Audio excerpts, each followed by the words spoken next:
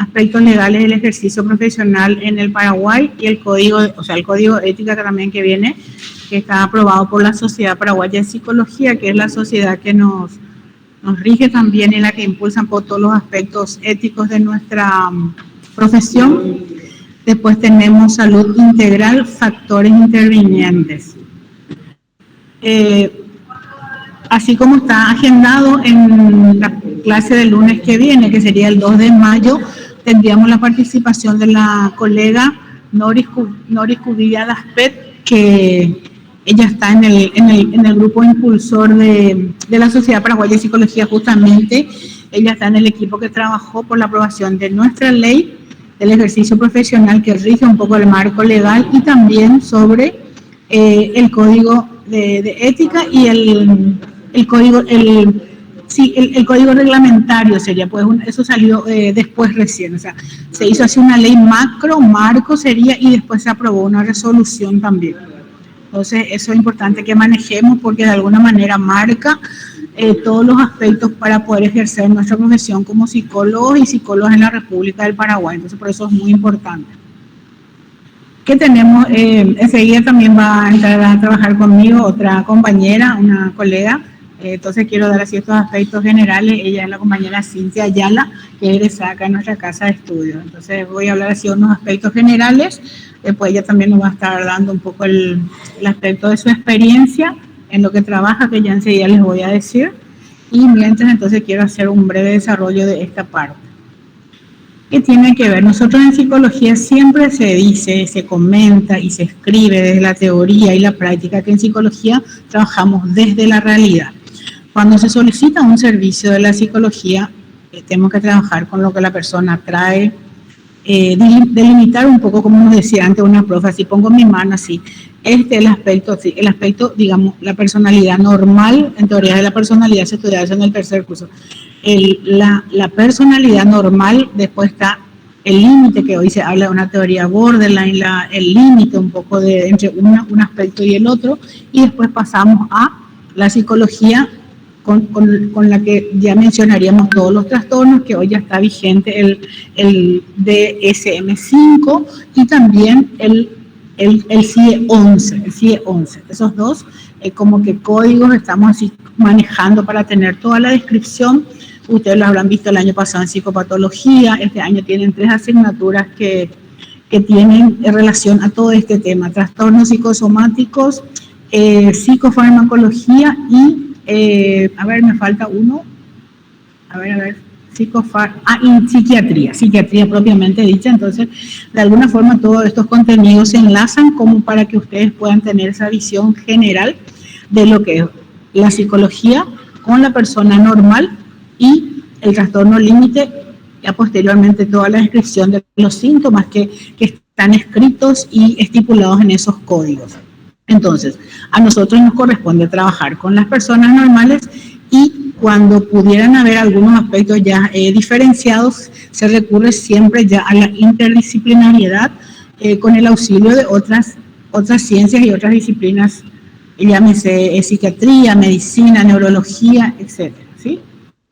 Entonces, nosotros partimos desde la realidad del mundo de una persona, lo que es una persona, teniendo en cuenta su etapa evolutiva, todo lo que es su vida, lo que es su medio ambiente, como estudiamos también en personalidad, la persona y todo lo que es su alrededor, su medio ambiente, las circunstancias que le devienen, y así recurre para A, B o C motivo junto a nosotros. En la psicología clínica nos referimos.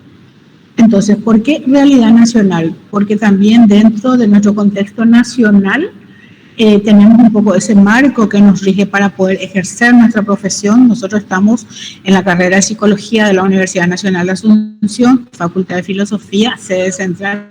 Nos ubicamos un poco en ese tiempo y en ese espacio. Después hablamos ya de una regionalización. Tenemos también condiciones a nivel regional. Hace como 15 años están vigentes algunos aspectos legales, académicos, en cuanto al ejercicio dentro de la región. Después ya un poco lo que es Iberoamérica y a nivel mundial también. Hay cosas que podemos utilizarlas y hay cosas que son propias de cada lugar o región. Nosotros en Paraguay tenemos una división unitaria, tenemos departamentos, entonces somos, digamos que toda la ley es a nivel nacional, no es como en otros países, como la Argentina, el Brasil, Estados Unidos, que tienen provincias o estados donde algunas leyes son generales o federales y otras leyes son específicas para una región. Entonces, todo lo que es a nivel nacional nos rige para Paraguay y regional. ¿Y qué implica la globalización? ¿Verdad? Hace años ya, luego se venía con este tema de tener información. Ustedes, por ejemplo, vamos a volver otra vez a lo que hablamos el lunes pasado, quieren hacer una tesis o una tesina, en este caso de grado, de la función del terapeuta, y ustedes pueden buscar en el Google académico y le va a tirar un montón de informaciones a nivel nacional, regional y mundial. O sea, qué se está haciendo en España en este momento, qué se está haciendo en Chile, qué se está haciendo acá cerquita, en Brasil y en la Argentina, ¿sí? Entonces, todas las herramientas académicas y de contenido y de profesión nos sirven, en este caso, para el acervo científico en el cual nosotros nos vamos a desempeñar. Todo lo que sea el aspecto legal, eso vamos a dejar para la siguiente clase con la profe Noris Cubilla, que nos va a estar explicando así un poco el nivel marco que hablamos. Después hablamos de salud integral, factores intervinientes. En otros lugares tenemos índices que marcan, por ejemplo, cómo estamos en Paraguay o cómo estamos en otros lugares dentro de lo que es la salud integral. ¿Qué es la salud integral? Antes la Organización Mundial de la Salud hablaba que era la carencia de enfermedades. Esas acepciones ya fueron descartadas, son consideradas ya obsoletas porque se busca ya una posición positiva. No partir de la enfermedad, sino al revés, partir de la salud, la afirmación de que sí estamos bien, de qué aspectos no tenemos cada una de las personas, cada uno de nosotros, dentro de nuestra salud física, nuestra salud mental, etcétera, ¿sí?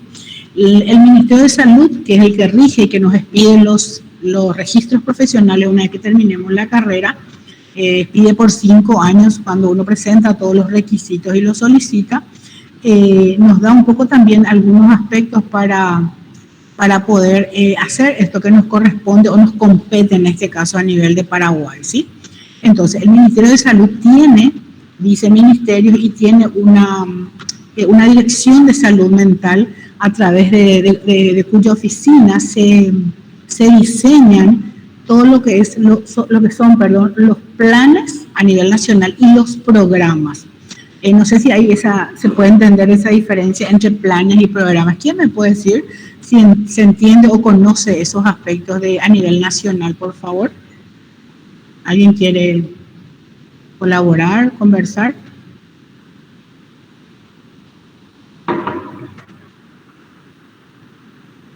Si alguien sabe.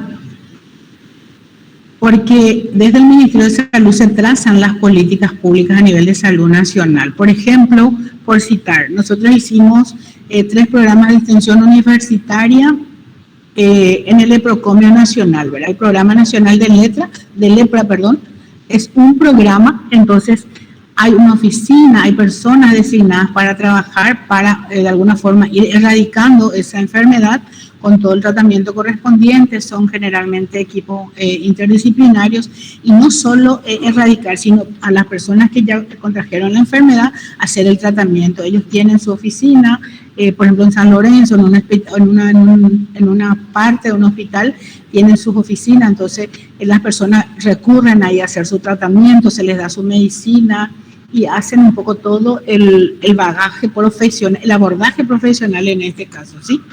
Por citar un programa, programa contra la violencia. En el 2010, si mi memoria no me falla, una vez que ya estaba vigente la ley 1600 contra la violencia doméstica, el Ministerio de Salud hizo un llamado a alrededor de 50 cargos para profesionales de la psicología clínica para trabajar en diversas regiones sanitarias. El Ministerio de Salud está dividido en regiones sanitarias para que se vayan incorporando profesionales de la psicología, a más de trabajadores sociales y otras ciencias también, otra disciplina, para trabajar en el Programa Nacional contra la Violencia. Entonces se hicieron los concursos, se hicieron los llamados, se postularon, presentaron su documento, se le hizo la entrevista y bueno, así fueron designados o nombrados colegas nuestros para desempeñarse en ese programa nacional contra la violencia. Cité 2 programas, contra la lepra, contra la violencia, por citar 2 aspectos. Entonces, esos son programas y los planes son a nivel nacional. Cuando yo hablé con eso fue el año pasado, ya por diciembre, le llamé a un director que tiene que ver un poco con las cuestiones de las regiones sanitarias, le pregunté si habían cambiado algunos aspectos de los planes nacionales, justamente para tener en cuenta el contenido de esa asignatura, y me dijeron que, bueno, no es que no hubo tiempo, o sea, el Plan Nacional contra todo lo que es salud integral o salud mental o salud física está dentro de las políticas públicas del Paraguay. Solamente que con el tema de la pandemia, bueno, lo que hicieron fue más bien aplicar todo lo que ya tenían, e ir ajustando algunos programas específicos para, por ejemplo, el tema de las vacunaciones, el tema de que ya sabemos, está el tema del dengue, está el tema de la influenza, que ya viene lo ejecutándose cada año. Entonces, aunque ustedes no lo crean, nosotros sí podemos también ejercer otros trabajos que no sean, que ya dijimos el lunes, que no sea netamente un consultorio psicológico o una clínica psicológica precisamente, sino trabajar en otras áreas que podemos aportar muchísimo desde nuestro enfoque profesional. Desde nuestro enfoque profesional. ¿Alguna pregunta o comentario, por favor? Esta salud integral tiene también aspectos. Por ejemplo, si yo viviera, no sé, Fátima, ¿dónde vos vivís? Fátima Larreal, ¿en qué lugar vivís?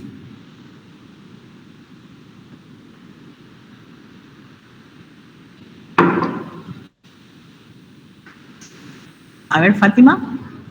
Sofi. Profe, disculpe. Sí. Tuve que apartarme un rato de mi celular. ¿Cuál era su pregunta? Sí, ¿dónde vivís, Fátima? Yo vivo en Barrio Obrero. Ah, Barrio Obrero.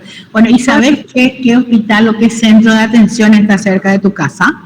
El hospital de Barrio Obrero. Sí. ¿Y sabes, por ejemplo, Fátima, qué servicios se prestan ahí? Bueno, ahí se presta, hay servicio, hay atención psicológica. También tienen atención psiquiátrica. Sí. Es para consulta nomás. Para consulta. Sí. O no tienen internación psiquiátrica. Sí. Consulta psicológica y consulta con el psiquiatra. Y normalmente las 2 psicólogas con las que yo traté ahí trabajan en equipo con la psiquiatra, creo que es una psiquiatra, en el Barrio Obrero. Y es muy bueno, honestamente es muy bueno el servicio, siempre más lleno. Pero yo recomiendo muchísimo porque se tiene un poco de prejuicio con respecto al servicio que se otorga en los lugares públicos. Sí. Tanto en cualquier especialidad. Y las 2 psicólogas que están ahí son muy, muy buenas en realidad. Y pregunto, gracias Fátima, porque yo, bueno, después de un tiempo, cuando hablamos de programas nacionales a nivel de salud, cuando uno pasa por la calle Yero, el Hospital Barrio Obrero tiene 2 entradas, una sobre la calle Independencia, que generalmente se entra para el servicio de urgencia u otros servicios también. Sin embargo, la gente que va a urgencia es la que está ahí en estas 24 horas de servicio, y del otro lado sobre Yegros, no sé hace cuánto, Fátima, exactamente, pero después en un día yo me fijé y tenía un cartel que dice algo de atención para el adolescente y decía algo en guaraní también tenía, ¿verdad? Mitad o mitacaria o mitacuñaroga, algo así, la traducción en guaraní, pero no recuerdo exacta, no quiero mentir, ¿verdad? Solamente que entiendo, y es lo que me comentó una docente que también es de aquí, que tienen como un programa otra vez aparte dentro del hospital para los adolescentes, o sea, para los y las adolescentes, en el sentido de todo lo que sea atención psicológica, orientaciones para la cuestión de salud sexual y reproductiva. Entonces, eso es lo que significa un programa nacional, porque si se implementa en un centro de salud, quiere decir que está viniendo de arriba, ¿verdad? Tiene que haber un plan, así como un mapa conceptual, tiene que haber un plan, un programa, y así sucesivamente, ¿verdad? Inclusive después yo conozco también que se van insertando, por ejemplo, protocolos de atención para, por ejemplo, abusos sexuales. Entonces, el profesional que está interviniendo, por ejemplo, en un abuso sexual de niños o de adolescentes o de personas mayores, inclusive adultos, entonces tienen un protocolo para llenar. Entonces, llena el médico o la médica que la atendió, llenan también el mismo protocolo nuestros colegas, y se trabaja en eso. Por eso digo que es muy importante que también nosotros, dentro de lo que es el campo para trabajar, tengamos esa visión de que podemos aportar en otras áreas del saber, y por qué no, ¿verdad? Y contribuir a que se mejoren los servicios a nivel nacional, ¿sí? Alguien que, no sé, que viva por San Lorenzo, que viva por... que viva por otro lugar donde tenga conocimiento o recurra a un servicio de salud pública o salud privada también, ¿verdad? Por si alguien quiera colaborar, porque la misma cuestión, el mismo servicio privado también, no es que pueden inventar nomás los programas, los servicios, de alguna forma también se apoyan en todo lo que hay a nivel nacional. Por ejemplo, con el tema de la pandemia, ¿verdad? Podemos ver en hospitales privados, por ejemplo, acá Británico, por citar acá los más cercanos, Británico, en la costa, puedo citar otro, estos que están sobre... Migones, San Roque, Italiano, también como que no es que, no puedo decir así tipo, le gusta o no le gusta, no, tienen que, la obligación de, por ejemplo, tener vacunatorios, estas vacunas que son obligadas. Por ejemplo, en abril ya empezó el tema contra la influenza, entonces nosotros como población, no luego como psicólogos ni como estudiantes, tenemos que saber que estamos ya pudiéndonos vacunarnos contra la influenza a partir de este mes de abril. Y bueno, eso es una vacuna que se pone todos los años, no solamente en un hospital público, sino también en un hospital privado, porque está respondiendo a un programa nacional específico. Yo estuve el miércoles pasado por un hospital público y le pregunté el tema de la influenza, aparte de la influenza, que sí, yo ya me puse, ¿verdad? Pregunté por el tema del COVID, si tenían la cuarta dosis. Recuerden que los profesionales de la salud tuvimos un poco ese beneficio de poder vacunarnos antes, o sea, sobre todo la gente que está trabajando en hospitales y donde recurren las personas. Entonces, yo pregunté el tema de la cuarta dosis contra el COVID y me dijeron que el periodo es de 6 meses recién. Eso, por ejemplo, yo no sabía, ¿verdad? Como dice, sí, ya hay la cuarta dosis, pero te puedes poner no. ¿Cuándo te pusiste? ¿Tenés tu registro? Sí, me puse tal fecha, recién a los 6 meses. Entonces nosotros como población también, primero, cuando hablamos de una salud integral, es importante que manejemos ciertos datos por nosotros mismos y por los familiares. A veces estamos en oficinas, con compañeros de trabajo, que se pueden prevenir muchas consecuencias de enfermedades. Por ejemplo, entre enero y febrero, estaban haciendo aparentemente algunos estudios de los niños o personas que seguían teniendo el COVID, y aparentemente, no tengo así a la vista acá la información, pero hablaban de que ciertos porcentajes correspondían a las personas que no se habían vacunado, o los hijos o hijas de personas adultas que no se habían vacunado. Entonces estamos hablando un poco de esa mirada macro a nivel nacional.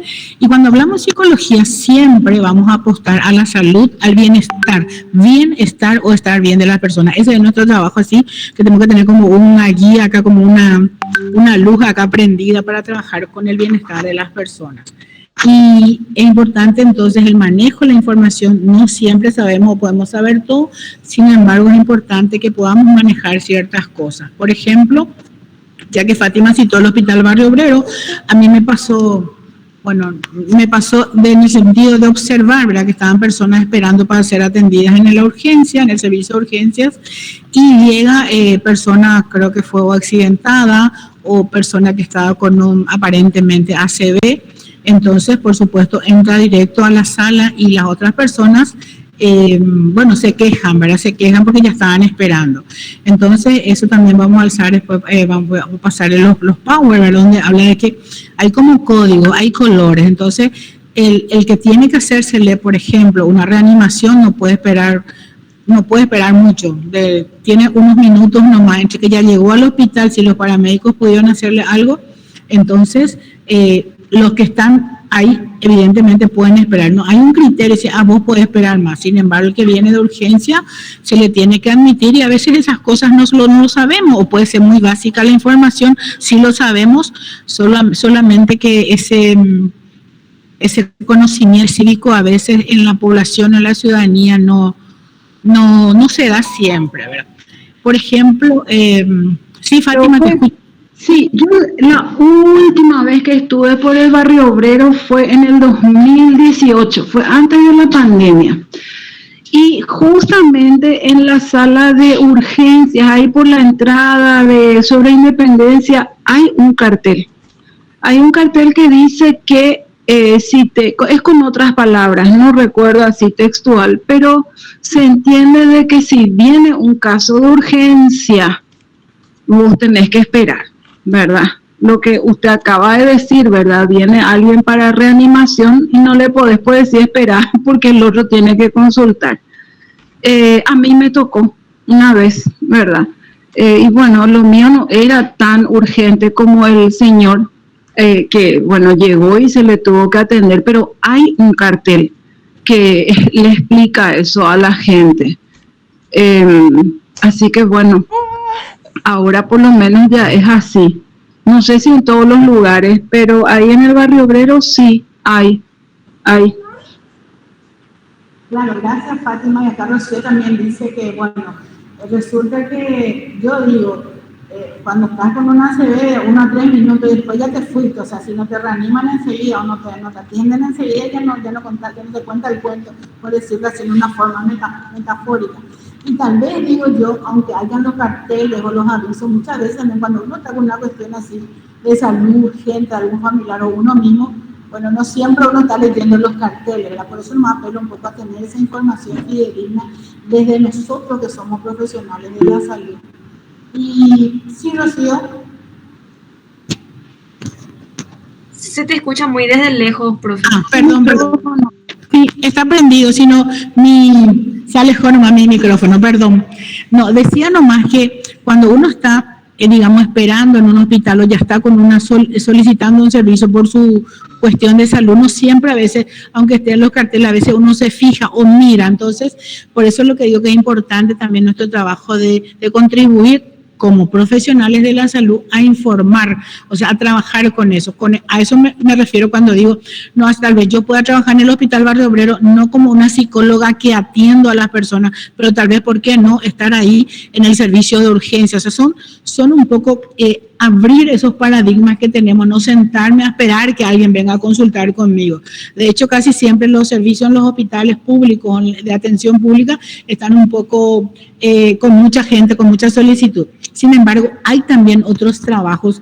Digo eso porque a veces, ¿por qué no?, estamos nosotros con personas que tienen un poco ese recurso o la oportunidad de hacer un reglamento, una ley. ¿Y dónde puedes trabajar vos, Fátima? Y yo puedo estar en el servicio de urgencia en la sala de espera con la persona y yo te puedo asegurar, Fátima o Rocío, por citar 2 nombres que van a hacer muchísimo y le van a ayudar mucho a las personas.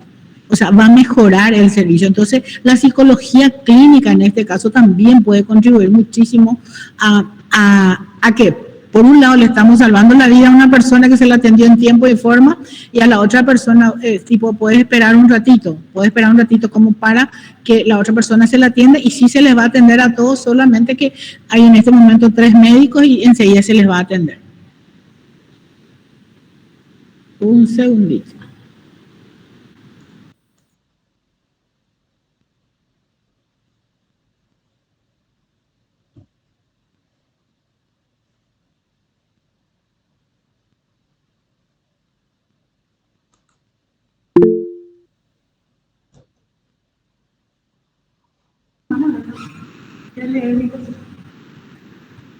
Bueno, acá justamente para aportar esta parte que estábamos hablando. Está conmigo la compañera Cintia.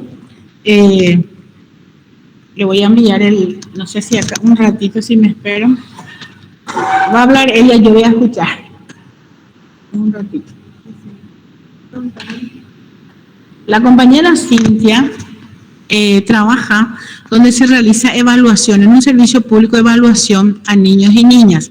Entonces ella suele participar en algunas clases con nosotros en esta asignatura y bueno, ella tenemos este tiempo que nos sobra para de hoy, ¿verdad? Porque siempre salimos un poquito antes, igual nuestra hora va hasta ahí 55, pero siempre para que tengan su recreo antes de la otra clase. Entonces comentarles un poco cómo viene un niño o una niña para ser evaluado o evaluada, generalmente por casos de maltrato infantil, que también forma parte de nuestra asignatura. Y nuestra asignatura tiene la particularidad, queridos alumnos y alumnas, que nuestros temas son transversales, o sea que no es que va a ser en forma desordenada, no. Para las lecciones, para los trabajos prácticos, sí. Solamente que a veces también nobleza obliga a que comentemos cosas, sobre todo contextuales, ¿sí? Cintia, buenas tardes. Muchas gracias. Hola, profe. Buenas tardes a todos.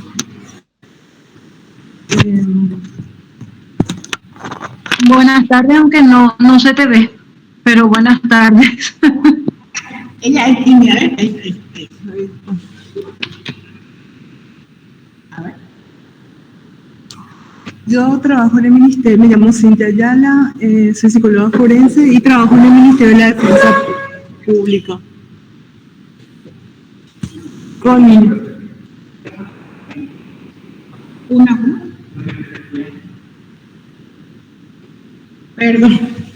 Perdón. Trabajo en el Ministerio de la Defensa Pública con niños vulnerados, maltrato y abuso sexual. Y para el tema de la... Movete, Cintia. No te agarra la cámara. Movete hacia tu derecha. Ahora sí. Ya. Bueno, y en el proceso de evaluación nosotros recibimos por oficio, ¿verdad? Ya fue denunciado, ¿verdad? Y lo que se tiene en cuenta primero es nosotros el buen trato, explicamos, tenemos que explicarle, tenemos que recibirle bien al niño, ¿verdad? Y comenzar también a ver en el sentido del consentimiento informado. Tenemos que hablar con los padres, tenemos que recibir lo primero que tenemos que ver la cédula, después tenemos que ver si los antecedentes de maltrato, si tienen ya otras denuncias, eso es muy importante, ¿verdad? Cuanto más datos se recabe, mucho mejor para ustedes, para el informe, ¿verdad? Lo que nosotros podemos ver también en esa primera impresión, ¿verdad? El buen trato, hablarle bien a la criatura, ponerse a nivel, explicarle todo lo que va a pasar a los padres como también a los niños, ¿verdad? También tenemos que tener un protocolo, ¿verdad? Siempre tenemos que estar, así como la profe dice, siempre tenemos que tener un protocolo para cada situación, ¿verdad? En el caso tenemos que hacer un consentimiento informado a los padres y también tenemos que ver el tema de ¿cómo te iba a decir? Si cómo viene ese niño, en qué situación está. Nosotros vamos a observar la primera impresión, la observación. Si el niño está en condiciones de ser evaluado, si el niño está en las condiciones de ser evaluado, si está en riesgo nuestra vida también, y entonces se suspende. También tenemos que ver si ese niño... Si el niño, como el adolescente, está con consumo, ¿verdad? También tenemos que ver si le derivamos a un psiquiatra, si tiene problemas de salud, entonces vemos otra fecha, vemos otro protocolo, vemos la discapacidad si tiene alguna discapacidad, si el nene es ciego, si no escucha, entonces se hace otra fecha y se ven los protocolos de cómo se le puede evaluar a ese niño. Si el niño tiene una incapacidad cognitiva, si también tiene una alteración en la conciencia, también podemos ver para poder ver la forma de poder evaluar después al niño, ¿verdad? O al adolescente o a la persona. También tenemos que tener en cuenta si ese niño, el lenguaje del niño, si el idioma del niño, porque muchas veces si el niño habla en portugués o en otro idioma, o guaraní, ¿verdad? Tenemos que tener también una persona que nos ayude para otra entrevista a volver a ser entrevistado, a tener en cuenta, ¿verdad? Y después, cuando vemos todo eso, hacemos nuestra observación y nuestra entrevista. La primera entrevista significa, la primera entrevista es para hacernos hipótesis, objetivos de lo que va a ser nuestro informe, de lo que nosotros queremos conseguir con eso. Hola. No sé si me están, si hay alguna pregunta hasta acá. De mi parte, no, profe. Se te escucha bien, sí. Sí. Bueno, esa es la impresión y ahora comienza la observación. Si ya quedamos bien así, con los datos, con los padres, el consentimiento, ver si en ese momento de la evaluación el niño, si nosotros podemos proceder a una evaluación, a una entrevista, y si cumple todo, comenzamos con con nuestro protocolo, ¿verdad? Entonces después tenemos que ver la edad del niño, también tenemos que tener en cuenta. No es igual un niño de 5 años, un niño de 6 años, de 7, de 10, de 12. Entonces nuestra evaluación, para nuestra metodología, ¿verdad? Luego tenemos la entrevista. Esa entrevista, la primera entrevista, esa primera impresión va a servir para ponernos hipótesis de lo que nosotros queremos buscar en ese niño, en ese adolescente, en ese adulto, ¿verdad? ¿Cuál es la hipótesis que vos tenés con lo que él te está trayendo? Y a partir de esa hipótesis vos te vas armando tu metodología, lo que vos le vas a tomar o los instrumentos que vas a utilizar. ¿Profe? Sí. ¿Alguna pregunta o consulta? Sí.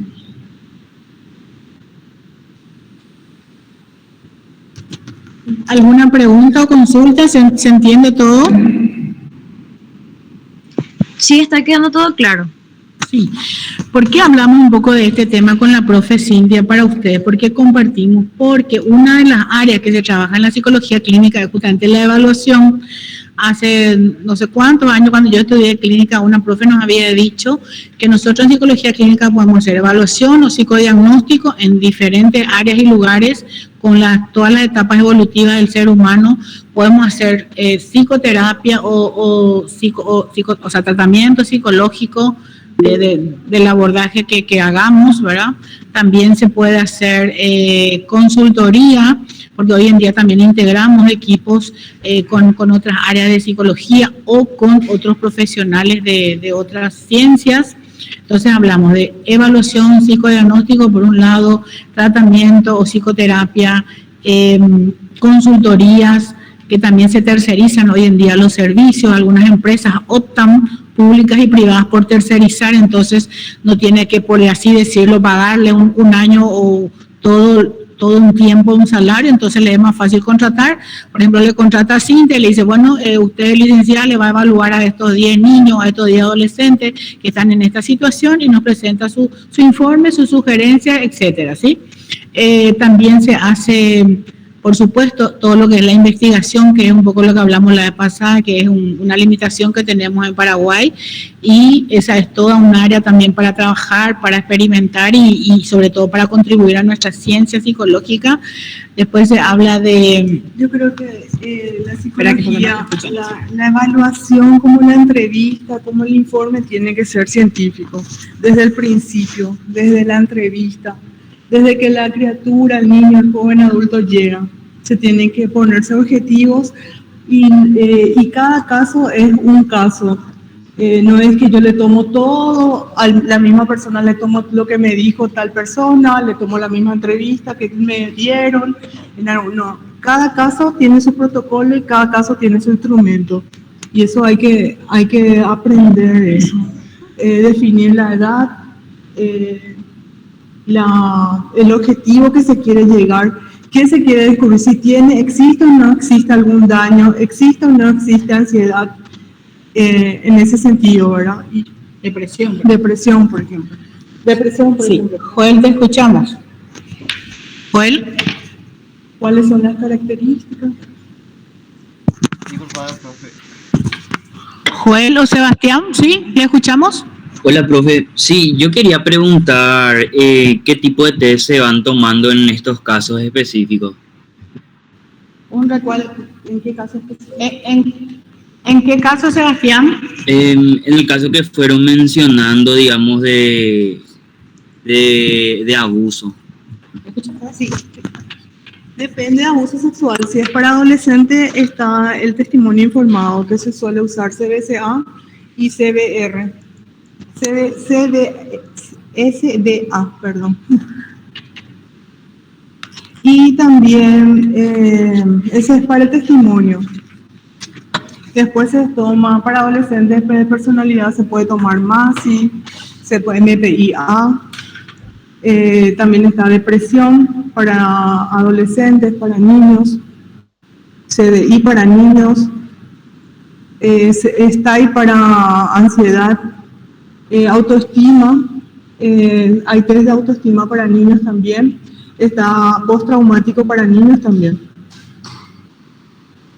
Y para adolescentes, igual que pero es otro, no es el mismo al que las mujeres maltratadas. Pero casi igual cumple la función.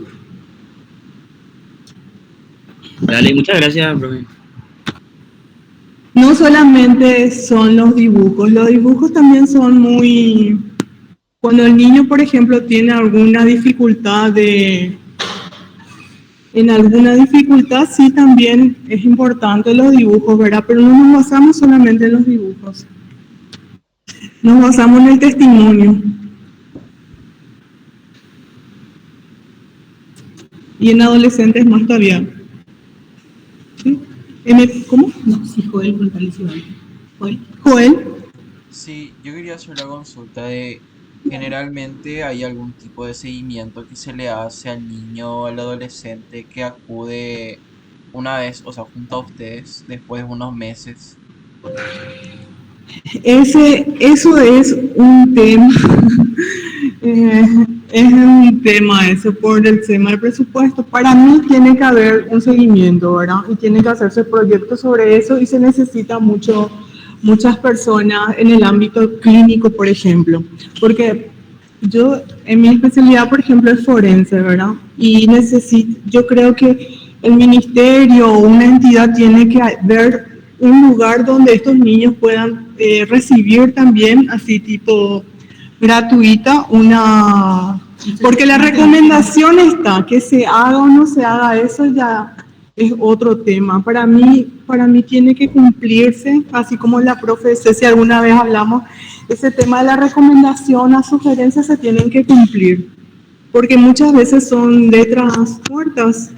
Los temas de las recomendaciones están ahí porque cumple el tema de la metodología de un instrumento, de un informe, pero en muchas ocasiones no se llega a cumplir y nunca nadie también hace un seguimiento sobre eso, ni tampoco exigen eso.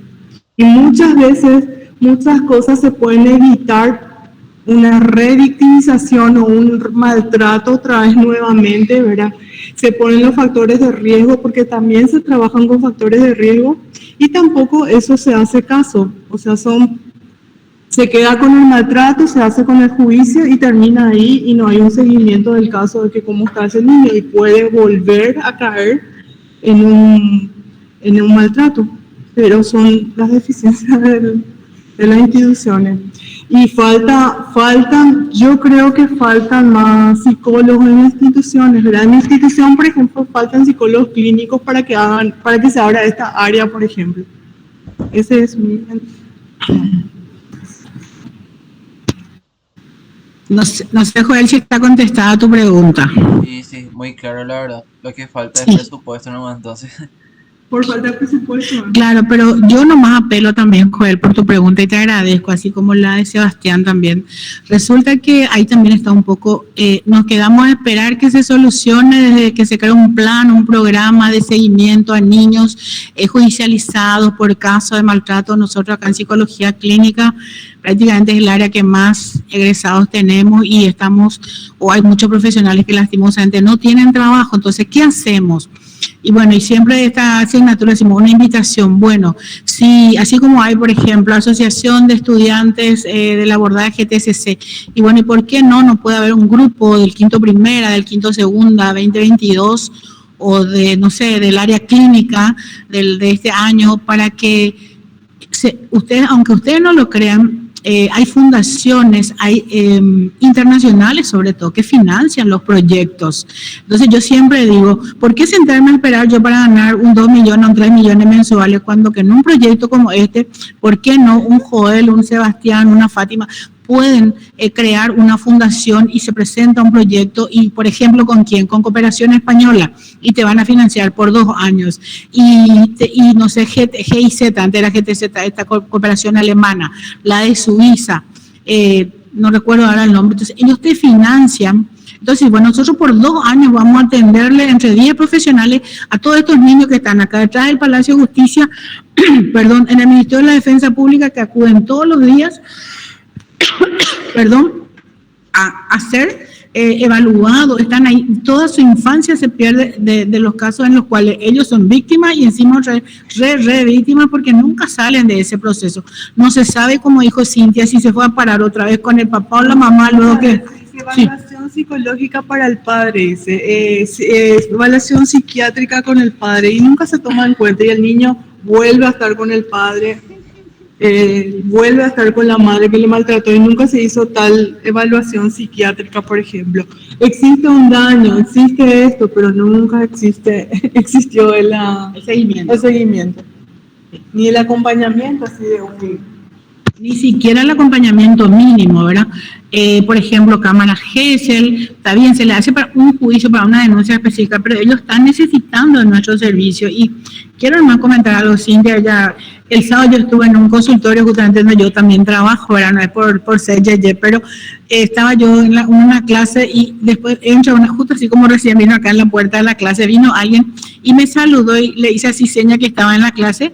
Después, bueno, hubo un corte, ¿verdad? Y ella vino, me abrazó y lloró. Yo decía, ¿quién picó a esta señora? ¿Qué será que le pasa, verdad? Pues yo estaba sentada ahí en un escritorio.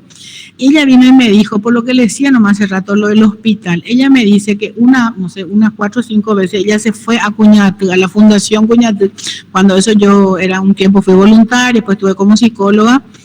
Y me dijo, yo escuché la charla que usted dijo. Quiero nomás mencionar, así, sí, ¿verdad? Entre comillas, me dice, usted había dicho que lastimosamente, así resumiendo, me dijo, y ella lloraba, la señora, me dice, estaba así como si fuera, le dio un chucho, parece le dio, ¿verdad? Me dice, usted dijo aquella vez que a lo mejor muchas de las mujeres lastimosamente ya no volverían porque explicó lo que era el círculo de la violencia, que la luna de miel, no sé qué, y yo nunca me olvidé de eso, me dijo, ¿verdad? Y yo dije, yo no voy a volver con mi pareja porque yo ya pasé demasiado mal. Y eso fue, no sé, a mí se me grabó y yo hoy está a punto de presentar su tesis. Está estudiando en una universidad privada, ¿verdad? Pero a mí, bueno, se me pararon todos los pelos de la emoción porque dije, la vida para mí siempre fue plantar semillas. Entonces a veces uno puede decir, yo estoy nomás hablando ahí en la sala de espera del Hospital Barrio Obrero, por lo que hablamos hace rato con Fátima, ¿verdad? Y sin embargo sí podemos darle una mínima herramienta para salvarle la vida a un ser humano, o como dice Cintia, encima luego que los niños ya son vulnerados en sus derechos, se habla de un bien del interés superior del niño y no se cumple. Entonces vamos a sentarnos nosotros a esperar que nos llamen, conseguir un trabajo de 2 millones, 3 millones, cuando que yo en otro trabajo puedo ganar, pero mucho más, porque nuestro trabajo merece ese salario, esa remuneración, valorando lo que nosotros podemos hacer por las personas. Entonces, por eso, por ejemplo, yo a la compañera Cintia, que yo sé que es experta y ella con los ojos cerrados le puede explicar 10 clases también.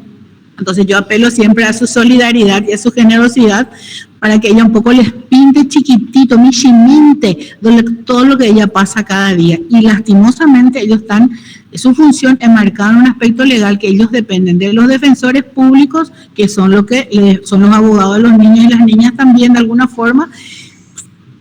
No hay que decir pero no. Sin embargo, está todo ese espacio y tiempo de estas personas que necesitan nuestra atención. Y nosotros, incluyéndole a ustedes, me refiero, podemos hacer mucho por la gente. No se olviden, recuerden, lo voy a decir en forma positiva, recuerden que pueden cambiarle la vida a la persona, no por lo que me dijo la persona el sábado, les cuento nada más una anécdota. Yayapo, Yajaí, Yajesha, entonces podemos colaborar. Las personas que se quitan la vida, las mujeres que son víctimas de violencia, niños y niñas, hay así todo un bagaje de atención que necesitamos ayudarle a las personas, ¿sí? Y bueno, y detrás tal vez de un voluntariado, ¿por qué no? Ya con una experiencia mínima, vienen los sueldos, vienen los proyectos y se puede conseguir. Esa es, como le digo, una invitación desde esta asignatura siempre. Porque ¿quién va a saber cuántos psicólogos clínicos de la UNA están sin trabajo? Bueno, no tenemos ahora un porcentaje, ¿verdad? Sin embargo, ¿cuánta salud le podemos dar a las personas? Estaba hablando la vez pasada con una defensora y la idea de la defensora, sí, su sueño más o menos, ¿verdad? La idea de ella, ¿verdad? Es que haya algún momento una ciudad, niño, por ejemplo, donde estén todos y que no sea tan traumático, por ejemplo, irse al palacio o irse así, donde nosotros estamos, donde hay gente grande, donde entra en un lugar y desde que entra ya está más tranquilo, ve gente más relajada, que no tienen problemas o algo por el estilo. Así como vos estás diciendo, más por proyectos y eso, que sería lindo para que no sea tan traumático ya para el niño que se va a evaluarse en el palacio, que entra, que ve mucha gente trajeada y eso. Por pedido de un niño también que pidió que si él va a ser evaluado tenía que tener ciertas condiciones del lugar y eso. Bueno, y eso. Por el tema del proyecto no ya. Estamos acá con Cintia prestando el microfonito. No sé si alguien quiere preguntar o comentar algo, por favor. Bienvenido sea el comentario, la crítica constructiva, negativa, no importa, todo es bienvenido. Todo lo que sea para bien es bienvenido también, valga la redundancia. Y aunque ustedes no lo crean, tenemos niños que acuden a esta cuestión de servicio judicializado. Estamos hablando de primera infancia. Hoy en día ya hay psicólogos también que se están especializando en lo que es primera infancia, de 0, inclusive de bebés hasta 3, 4 años, máximo 5. No solo para las cuestiones de los colegios, de las guarderías, ¿verdad? Sino que también por el tema judicial. Tengo una experiencia con un joven que tiene actualmente 20 años y realmente para mí, ¿verdad? Si vamos a hablar de la edad emocional, tiene 10 años. Él se quedó porque estuvo más de 10 años por los tribunales, ¿verdad? Tuvieron varios juicios contra el papá. Imagínense lo que es para un niño tener que ir a contar lo que pasó con sus padres, con su mamá, con su papá. Pongo así un caso nomás para citar, ¿verdad? Este muchacho que hoy tiene 20 años, creo que ahora recién él está empezando a arrancar como si fuera un niño de 10, 11 años. Se quedó, como dice Cintia, un poco con los recuerdos de los tribunales de estar, de tener que hacer su testimonio. Se le evaluó, no sé, más de 10 psicólogos, psiquiatras, más el tema de verle a su papá en pelea con su mamá por violencia. Inclusive hasta en algún momento se habló de un supuesto abuso sexual de él y de sus hermanos. Entonces, no es fácil este tema. Si para nosotros a veces como profesionales no es fácil luego asumir nuestro rol en esos casos que nunca sabemos todo, imagínense cuando un niño o niña o un adolescente o inclusive una persona adulta. A una persona adulta le llega a cualquiera nos llega una cuestión judicial y ya temblamos todos, ya chuchupamos, porque nos asusta, no sabemos qué vamos a hacer, qué, no sé, qué hago, cómo hago. Hay mucha desinformación y nosotros entonces en la psicología siempre podemos contribuir a la salud de las personas, a su estar bien.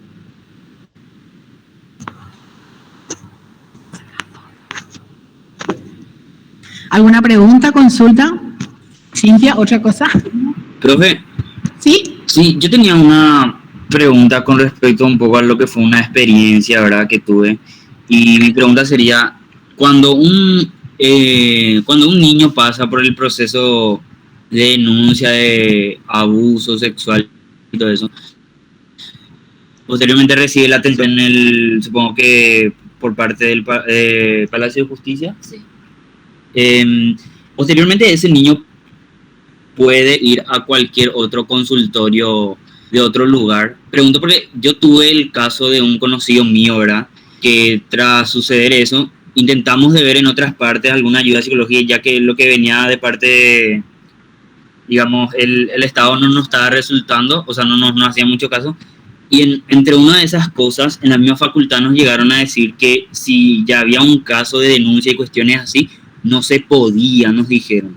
Nos llegaron a decir que no se podía. Y por eso durante muchísimos años no pudimos asistir a terapia, recuerdo. Y yo quería de repente saber por qué es eso, cuál es la cuestión, porque no entendí muy bien. Sí, después le contaste yo. Sí, porque vos te dedicamos a eso, profe. Sí se puede, o sea, claro que se puede. Y seguir muchas veces en tratamientos y acá la profe te puede responder mejor eso porque ella hace eso, ¿verdad? Pero sí se le puede evaluar. Si ya fue evaluado, por ejemplo, tiene que pasar por lo menos un tiempo para volverse a evaluado, pero sí, claro que sí puede estar y en terapia, saca lo que le cuesta decir por ejemplo, si le costó en la fiscalía o algo, puede hacer y en terapia un proceso va a sacar lo que tiene y puede hacer la denuncia y puede ser la parte privada. Resulta que el Código de la Niñez, que va desde, o sea, hasta los 17 años y 364 días, porque después ya es mayor de edad, entonces rige algo como principio general, así como hace rato hablamos, como plan nacional es el propósito, es el interés superior del niño, la niña o el adolescente. Entonces, Sebastián, claro que sí, si vos fueras el papá, la mamá, o sea, no vas a ser la mamá, ¿verdad? Pero el papá, el hermano, en el toque, no sé, inclusive un docente, o vos fueras el psicólogo, no sé, que la atendió la primera vez, porque eso es una parte también de nuestro desarrollo, el Código de la Niñez nos obliga a, cuando tengamos conocimiento de la vulnerabilidad de los niños, tenemos la obligación de informar a las cuestiones legales, ¿verdad? La defensoría, la fiscalía, los juzgados. Entonces, vos papá, vos tío, vos hermano, el Poder Judicial, en este caso el juzgado, no te puede decir no le hieres, no. Lo que ellos generalmente, como dijo hace rato, se sugiere que el niño, no sé, fulano de tal, siga tratamiento psicológico con un profesional, a veces se pone el nombre o se sugieren, entonces, y que se informe a este juzgado del tratamiento, de la psicoterapia mensual, trimestral, quincenalmente, de acuerdo a cada caso, por el término de 2 años, por ejemplo, Sebastián, ¿verdad? Entonces, nadie te puede prohibir porque es como que, ¿sabes, Sebastián? Como que yo, no sé, voy a ser chiquitita para que vos seas mi papá, yo estoy enferma y la gente te dice, no, ya se la atendió, ya se le puso toda la vacuna y ahora vos tenés que esperar a que ella no. Estamos hablando de salud, la psicología es salud, entonces nadie puede prohibir. Ahora, cuando el juzgado obliga, entonces sí, ese padre, madre, tutor, adulto, abuela tiene la obligación de hacer eso, si no, es una omisión del deber de cuidado. Ahora, independientemente se supone la persona que tenga a su cargo a estos niños adolescentes que son menores, por supuesto que tienen que hacer todo lo mínimo necesario como para que, como dice Cintia, no solo elabore el suceso que vivió. No puedo decir si fue un evento o eventos traumáticos, porque el trauma a veces no es solamente un solo hecho específico, el trauma es una cuestión invasiva, le hace daño, entonces para elaborar, para trabajar terapéuticamente hablando. ¿Está bien, Sebastián? Sí, profe. En nuestro caso, ¿verdad, profe? Nosotros cuando acudimos a la facultad, él ya había sido mayor de edad y por lo menos en lo que fue esa experiencia, yo recuerdo que nos dijeron algo de que tras la primera evaluación en el Palacio de Justicia no es que se podía así acudir a cualquiera. Por eso nomás pregunté, ¿verdad? Nos decían algo relacionado con que debíamos de tener una nota, algo así. Y yo llegué a intentar en la facultad, ahí en la parte comunitaria, y no pudimos conseguir nada. de esa vez que intentamos. Después igual en otros lugares pudimos conseguir al final, ¿verdad? Pero siempre me quedó como esa duda de por qué ahí no nos pudieron, digamos, asistir, todo eso, y por eso, digamos, hice la pregunta, ya que viene de una experiencia muy cercana, digamos, y eso. Yo por lo menos, Sebastián, que yo sepa, si a mí me preguntan, yo decía, nadie te puede impedir que vos le llegues a tu hijo, a tu hermano si está mal.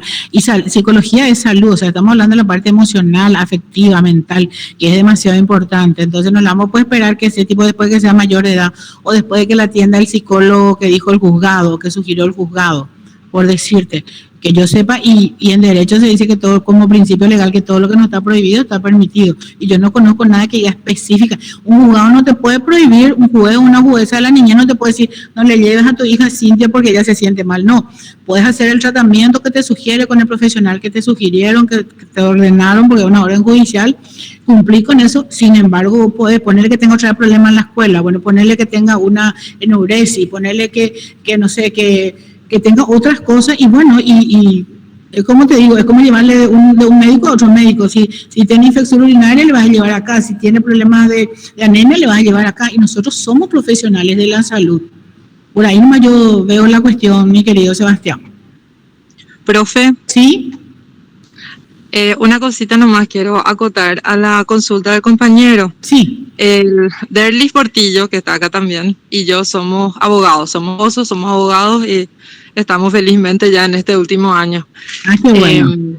Nuestra experiencia, y tristemente tuvimos que ser testigos muchas veces de una que se forma entre los padres que están en proceso de divorcio y que pelean por la custodia, por la tenencia, por el régimen de convivencia, como se le llama ahora mismo, y ellos generan todo tipo de cosas. En el ambiente socioeconómico bajo, es otro tipo de realidad. No tienen esa posibilidad muchas veces de llevarle a un equipo multidisciplinario en donde si se necesita una psicopedagoga, se necesita una fonoaudióloga, se necesita estimulación, hay un montón de cosas. El niño lastimosamente se ve privado de eso porque la familia no puede. En el otro aspecto, cuando la situación socioeconómica es alta, es aún más peligroso, porque los dos padres muchas veces, hasta el progenitor no conviviente, tiene la posibilidad económica, entonces empieza una competencia y muchas veces entre abogados lastimosamente se manipula esa parte y es muy probable que la contraparte diga no tenés que llevarle a otro psicólogo porque piensa que le van a manipular al niño.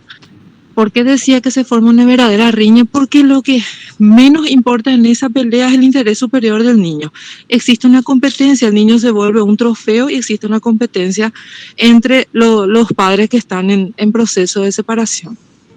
Y simplemente eso, agregarle al compañero, no existe esa imposibilidad. Al contrario, lo que se busca es evitar esa revictimización. Si el niño ya está siendo abordado por un profesional, lo ideal es que ese profesional continúe el proceso. Lo que hace el juzgado es pedir un informe acerca de la evaluación. Ese famoso dictamen que nosotros hasta hoy creo que al menos mi grupo no ensayó a presentar, y que yo en el día a día, yo trabajo en un colegio, en el día a día veo la deficiencia en el informe de muchos profesionales psicólogos porque no están preparados para dar esa información que tiene que ser muy delicada, la información que uno necesita para poder abordar al niño, pero sin entrar a hurgar en detalles privados, digamos. Eso nada más, profe. Sí, muchas gracias, Sonia. Acá enseguida le paso el micrófono a Cintia. Resulta que lo que dijiste es algo muy importante, Sonia. Nosotros como Realidad Nacional tenemos que, voy a decir algo, y bueno, y si después me denuncian, asumo, ¿verdad? Somos PNI muchas veces en nuestra formación, y a veces si no lo sabemos bien, tampoco preguntamos, ¿verdad? Es muy importante, nosotros no estamos acostumbrados a la supervisión, a los estudios de caso. Yo no sé, yo sé que le llamo a las 12 de la noche a Cintia, ella me va a atender y me va a salvar, por ejemplo, yo sé. Entonces, por supuesto, no siempre sabemos, y pasa, Sonia, lo que dijiste, que es lo que yo comenté, el caso de, no comenté en este, pero voy a comentar en la próxima clase, ¿verdad?, de la psicóloga hasta del colegio, lo que comenté también. Entonces, necesitamos y no hurgar, por ejemplo, no dar información que no viene al caso, que muchas veces se convierte en una cuestión más de chisme que otra cosa. Los niños y un trofeo de sus padres, sobre todo cuando hay un nivel socioeconómico alto. Y Sonia, me atrevo a decir, si vos estás en los ambientes tribunalicios, dice, fulana nunca perdió un caso por una abogada. En el área de niñez hay, bueno, toda una así top 1, top 2, top 3, hasta 5, bueno, ellos nunca pierden un caso, porque se da toda esta manipulación de la información a favor de que al final no importa que si va a estar mejor con la mamá que es Cintia, sino con tal de que se quede con mi cliente, que es el otro, y que sí, que tiene más plata que la mamá en este caso, por citar una forma. O sea, hay una manipulación y nosotros necesitamos, queridos compañeros y compañeras de este quinto primera, hoy 2022, que nos formemos, ya por andú, llamemos, porque dice un profe, si uno ya sabe, si tiene la habilidad y se supone que lo tiene que saber hacer, nunca sabemos todo, por favor preguntemos, porque sin querer queriendo, así tipo el Chavo o el Chapulín, podemos estar haciéndole daño a otras personas y nosotros tenemos que un poco marcar la diferencia en el sentido de dar las herramientas profesionales científicas, como dijo acá la compañera Cintia. Y a eso nomás me estaba refiriendo también hace rato, ¿verdad? Por el tema de las sugerencias y las recomendaciones, que es muy difícil. Por ejemplo, yo trabajo en el Ministerio de la Defensa y en su mayoría son de recursos bajos, ¿verdad? Y le pones que los padres tienen que hacer tal cosa, ¿verdad? Y le explicas todo, ¿verdad? Y a la defensora también le explicas. Pero en muchos de los casos eso no ocurre. Yo también tuve un caso así de la corte, ¿verdad? Y en eso de la corte también, en el sí, de personas con ¿verdad? Entonces, por ejemplo, varias veces ya dijeron que no puede estar el niño con el padre, que no puede estar. Hace 10 años se dice que no puede estar con el padre. ¿Y con quién está el niño? Con el papá. Y son por plata, se da por recursos. Y eso ya muchas veces ya escapa porque se pone y se pone y se pone. Pero también hay algo que tampoco no te hacen caso. Ya hay otros factores también que influyen, ¿verdad? Y sí, y eso es el pan nuestro de cada día, entre la clase alta, la clase baja, la clase media, todos los días. El problema no son los niños muchas veces, son los padres, en su mayoría, el consumo y las peleas entre los padres. Y así como dijo la doctora, ¿verdad? El tema de que, así como trofeo le tienen los hijos. Y a veces no les importa, no les importa.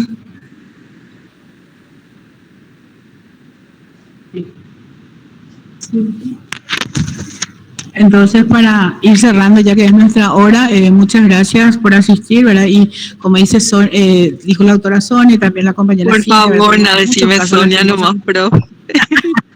Sonia, bueno, entonces como que solamente hay niños y niñas en convivencia, porque antes era tenencia, hoy en día es convivencia con un padre o un supuesto, o a veces abusador, ¿verdad? Demostrado, bueno, supuestamente porque no se demostró, no está recluido, no está con una prisión, ¿verdad? Entonces, o a veces le dan prisión domiciliaria y todo ese tipo de cosas que pasan un poco en este ambiente. El niño o niña vulnerado en su derecho o sea, quien le sigue haciendo daño, como contó Cintia, se dan. Entonces, ¿qué les pido a ustedes? Creo que están 33 personas, 34.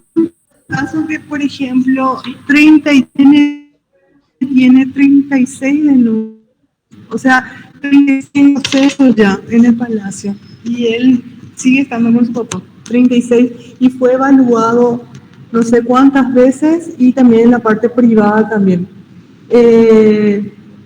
10 veces fue evaluado en la corte, en todo ese proceso de que él estuvo, y también hizo terapia privada, ¿verdad? Y todos coinciden, todos los psicólogos coinciden que él tiene un daño, pero él sigue estando con su papá.